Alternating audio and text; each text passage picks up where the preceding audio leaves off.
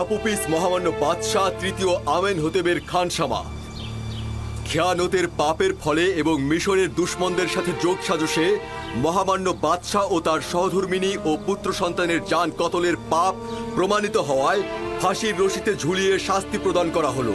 তার দেহ ফাঁসির কাষ্ঠে ঝুলবে যতক্ষণ না পর্যন্ত সে মারা যায়, এবং তার দেহ পাখিদের খাবার হবে।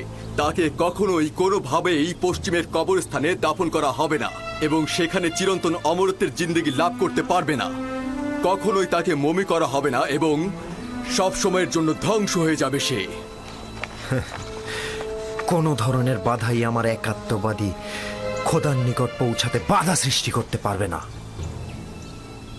আমি আর তোমাদের ভ্রান্ত আইনের মধ্যে নেই।